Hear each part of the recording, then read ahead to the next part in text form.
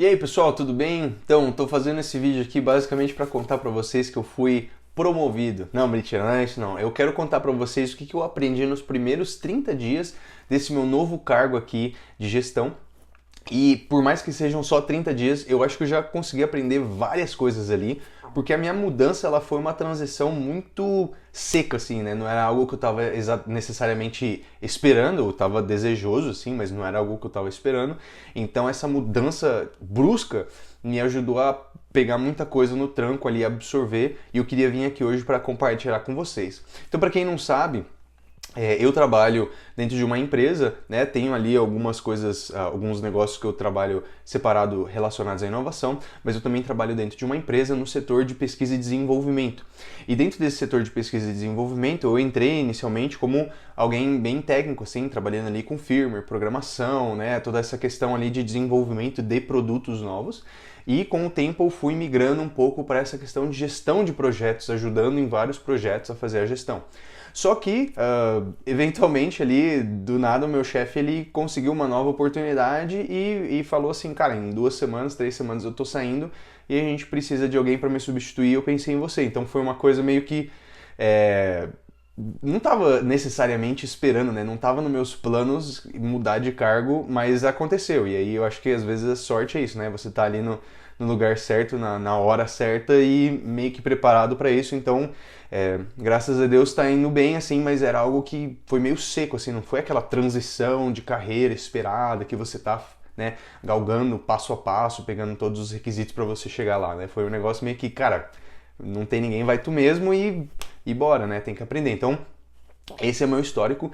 E aí, a partir disso, eu fui aprendendo várias coisas aí que eu vou compartilhar com vocês agora. E a primeira delas é um divisor, assim, bem forte de opiniões, né? As pessoas sempre falam que quanto mais você sobe ali nos cargos de gestão, menos você trabalha, né? E eu tô aqui como exemplo vivo para dizer que isso é mentira, tá? Não é porque, pelo menos na minha experiência ali, entrando no cargo de gestão, eu sinto que eu trabalho muito mais do que quando eu estava ali na técnica, né? Por quê? O que acontece é que, imagina que cada pessoa ali, ela tem o seu próprio pezinho, né? Então, quando você está trabalhando e você tem só uma pessoa demandando de você, você simplesmente tem que levar aquele peso que eles estão colocando para você e boa, né? Você levantando esse peso, conseguindo atingir aquelas demandas, você tá indo bem. Agora, quando você chega num cargo de gestão, você tem o teu próprio pezinho, porque tem alguém de cima demandando de você, então você tem um chefe também demandando de você, e você tem todas aquelas pessoas que estão abaixo de você, que você também carrega essa demanda. Porque no final das contas, no final do dia, quem é cobrado é quem está acima, digamos assim, né? Então, se os resultados não estão vindo bons, se aquilo não está funcionando de uma maneira correta, eles não vão cobrar do funcionário, eles vão cobrar de você. Então você acaba sendo meio que esticado ali, né? Você acaba tendo demandas do teu novo chefe e você acaba tendo demandas de todos aqueles que estão abaixo de você. Então eu senti assim uma demanda meio que dividida, né? E eu não imaginava isso antes do meu chefe. Então, esse foi o primeiro ponto que eu achei bem interessante ali de estar num cargo de coordenação. E lógico, não que isso seja ruim, mas é muito diferente do que eu imaginava, tá? A segunda também é que eu percebi que a carga de trabalho ela é duplicada, né? Duplicada em que sentido? Porque antes você trabalhava só com. Antes eu trabalhava só com a parte técnica. Então eu olhava ali para as coisas que tinham que ser feitas. Eu olhava para cronograma, eu olhava para escopo de projeto. A gente tinha que pensar sempre, pô, o que nós precisamos fazer para atingir a meta técnica, a meta do projeto. E quando você passa para um campo de gestão, do nada assim abre uma nova fronte que você nunca imaginava, que é todo o campo pessoal, né? Então, quando eu estou falando agora com alguém que está ali dentro do meu time, eu já não posso olhar para esse cara tipo só o que ele precisa fazer tecnicamente. Eu agora conheço o lado pessoal dessa pessoa, desse integrante também. Eu conheço aquilo que ele tem de desejos, aquilo que ele tem de problemas, aquilo que está engastando, que não está deixando ele trabalhar bem. Às vezes requisições ali de melhores salários, de melhores condições e você vê às vezes os teus colaboradores ali começando a entrar em um estado em que talvez ele não esteja tão bem naquele setor e ele está começando a olhar para outras oportunidades e às vezes eles conversam disso com você e você ao mesmo tempo olha e fala assim, cara, tudo isso que esse cara faz aqui, se eu perder ele amanhã, como é que eu faço para tocar o barco? Então você tem um novo campo completamente diferente, que é o campo pessoal, que para mim era um campo antes completamente obscuro, e isso até gera, né, novos modelos mentais de quem que são aquelas pessoas, porque quando você trabalha tecnicamente com todo mundo, você conhece ali o que eles conseguem fazer, desenvolver. Agora, quando você começa a aprender a parte pessoal dos caras também, isso muda o jogo, porque o teu modelo pessoal de cada colaborador fica muito mais completo e muito mais complexo também. Então tem várias coisas ali que você começa a pesar, cara, será que vale a pena eu colocar esse cara aqui, esse cara ali? Será que eu ponho ele para fazer determinada atividade, sabendo de toda essa complexidade, toda essa questão pessoal dele, né? Sabendo se talvez ele vai querer sair, se talvez ele não tá se dando bem com o time, etc. Então, para mim, assim, foi uma mudança muito drástica de como que eu enxergo as pessoas dentro do setor e foi muito interessante. Então, essa é a segunda lição. A outra é a bendita da habilidade de delegar. Isso aqui pode parecer, né, de novo, como as pessoas falam ali, cara, isso aí é coisa de gestão, o pessoal da gestão não trabalha porque ele só delega. Só que isso é uma habilidade extremamente importante e para mim tá sendo uma curva de aprendizado saber o quando delegar, porque eu sou uma pessoa que, pessoalmente, assim, eu tenho essa questão de querer ser um pouco perfeccionista, né?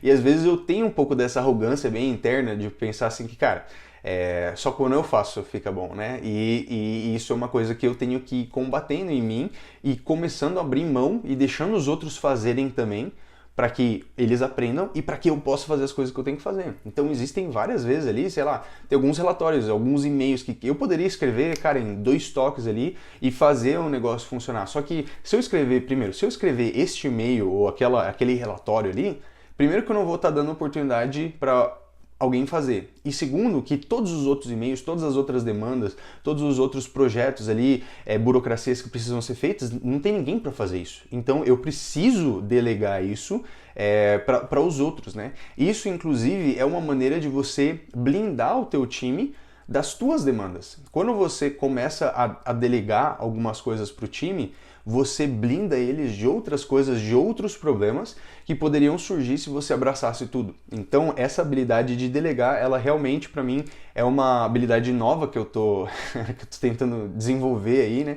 Tem muita coisa que eu ainda acabo segurando, mas eu vejo que os melhores gestores são aqueles que aprendem a delegar de uma maneira mais consistente e mais inteligente, porque daí eles conseguem concentrar na mão deles aquilo que é realmente essencial que eles façam e o resto eles conseguem permitir com que o time desenvolva, esteja ocupado e eles vão conseguir ter essa visão, né, do que eles podem fazer para melhorar. Porque se você sempre também tá ali 100% fazendo todas as atividades, você tá na loucura, você não tem tempo também para parar e olhar todo o macro dentro do teu time, dentro do teu setor ali e ver as oportunidades de melhorias, né?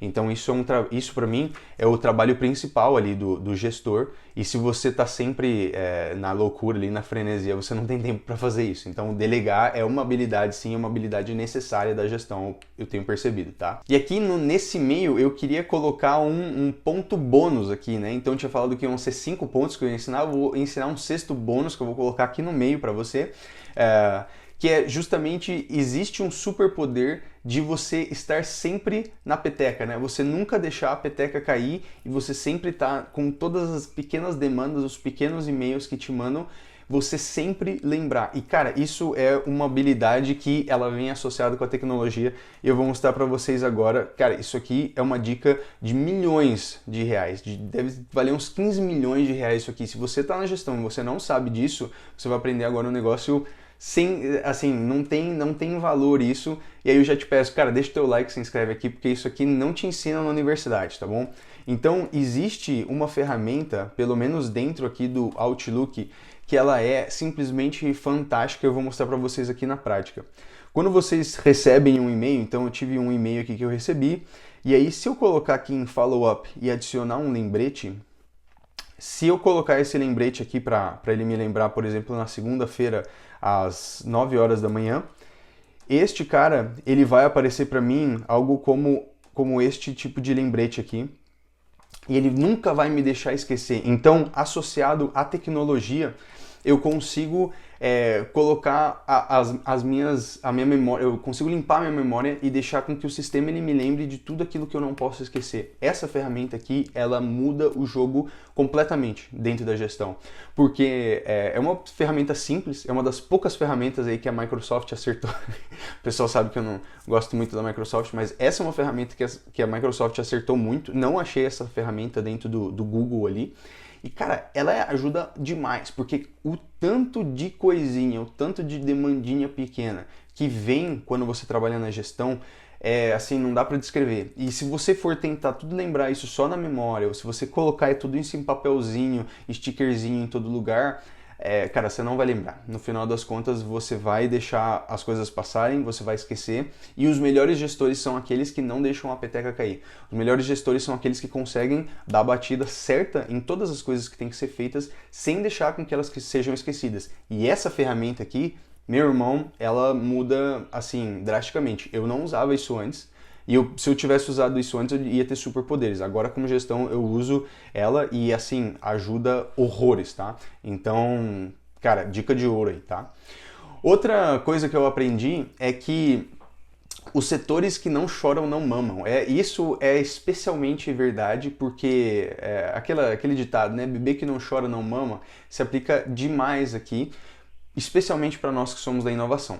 Porque dentro da inovação, querendo ou não, né, por mais que a nossa empresa ela tem um setor de inovação, então ela se importa com inovação, a gente é uma empresa global que tem um setor de inovação global, mas mesmo assim, cara, no final do dia, você não está dando dinheiro diretamente agora para a empresa, você é um investimento para a empresa. Então, quando você começa a não dar, né, necessariamente lucro assim numa velocidade alta, você perde prioridade. E não um pouco, você perde muita prioridade, porque existe um monte de clientes ali que vão te pagar, cara, vai faturar mês que vem, e você sei lá, você vai dar frutos talvez daqui 6 meses, 1 ano, 2 anos, entendeu? Então acaba que se você não começar a ter uma postura de pedir, né, de estar sempre ali falando sobre o que está sendo feito, fazendo propaganda daquilo que a gente está desenvolvendo, se você não vender essa ideia e se você não solicitar também que as pessoas te deem atenção, consigam dar os recursos necessários para que você consiga trabalhar, as pessoas, elas simplesmente na empresa, elas vão esquecer da tua existência e você sempre vai ser a última prioridade. Isso eu percebi que dentro do nosso setor está sendo um dos pontos muito importantes ali, né? E é uma coisa que eu estou trabalhando bastante para que a gente possa ter um pouco mais desse fôlego, né, dentro da empresa e para mim está sendo muito interessante, assim, né? Como que a gente tem que ter um perfil, às vezes, especialmente em inovação, um pouco mais impositivo, né? De solicitação, de querer que as coisas aconteçam, né? E não deixar que a peteca caia. E a última lição é que existem 2 tipos de colaborador e eu nunca tinha tido essa visão antes, né? Eu, como uma pessoa técnica, eu nunca tinha pensado nesse lado. Mas existem aqueles colaboradores que você tem que lembrar toda hora da existência deles e existem aqueles colaboradores que você precisa lembrar da existência deles apenas esporadicamente. Aqueles que você toda hora precisa relembrar da existência deles, geralmente não é uma coisa boa. São aqueles caras que sempre tá dando problema, é aquele cara que tá sempre reclamando de alguma coisa, é aquele cara que sempre tá precisando de ajuda para fazer as coisas, é aquele cara que sempre nunca sabe muito bem, que sempre quer a sua solicitação para ver para onde que as coisas devem ir, e é um tipo de colaborador assim que demanda um pouco mais de tempo. E existe um segundo tipo de colaborador, que eu nunca tinha imaginado isso na minha vida, mas é o tipo de colaborador assim que você simplesmente lembra dele uma vez por semana. Toda vez que você vai conversar com ele para fazer um update técnico, você lembra, pô, ó, fulaninho, ele tá lá e ele não me incomodou a semana inteira. Ele fez todo o trabalho que eu tinha pedido para ele ainda achou as novas demandas que ele precisa para os próximos passos, e ele ainda me deu uma solução, né, toda estruturadinha, organizada, me explicou de uma maneira que eu entendi e ele já sabe a próxima coisa que ele tem que fazer. Cara, esse colaborador aí, por mais que pareça, né, contraintuitivo, assim, tipo aqueles que não são vistos, não são lembrados e tal, mas nesse caso, assim, é muito dispar o valor que tem um cara que você tem que lembrar toda hora com um cara que você não precisa ficar pensando nele, você não precisa ficar lembrando dele em todo momento. Você só lembra dele a hora que ele vai te entregar os resultados, ele fala assim, cara, eu fiz isso e todos os meus resultados ficaram assim, eu tive problema aqui, mas eu já vou resolver desse jeito.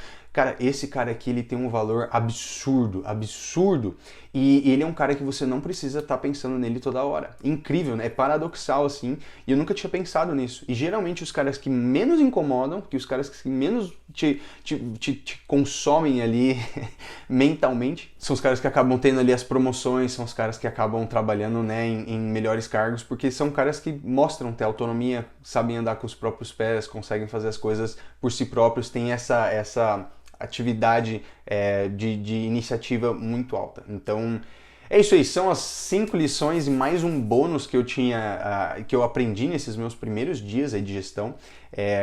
Se vocês gostaram desse vídeo, vocês aprenderam alguma coisa, cara, me ajudem, hein? Se inscrevam no canal, deem um like nesse vídeo. Tá sendo uma experiência muito interessante para mim. E eu tô passando tudo isso aí, sofrendo na pele, passando tudo isso aí de graça para vocês. Então, dê uma ajudada no canal fazendo isso aí. Espero que vocês possam usar isso para as gestões de vocês. Se você é um gestor novo, espero que isso te ajude. Se você é um gestor antigo, talvez alguma sacada aqui também te dê uma direcionada, uma ajudada. Agradeço a tua companhia até aqui. Não esqueça de assistir esse próximo vídeo aí onde a gente fala de gestão e inovação. Até uma próxima. Inovemos!